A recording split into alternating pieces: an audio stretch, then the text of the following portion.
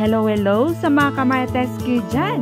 Eto pang latest chika ko sa inyo tungkol kay Kailin Alcantara na yes, on the way na nga sila papuntang New York. Kasama niya si Kobe Paraz, confirm yan. At alam niyo ba kung ano pa ang ganap niya doon? Rarampa siya, yes! Rarampa siya sa Afro Fashion Week sa New York.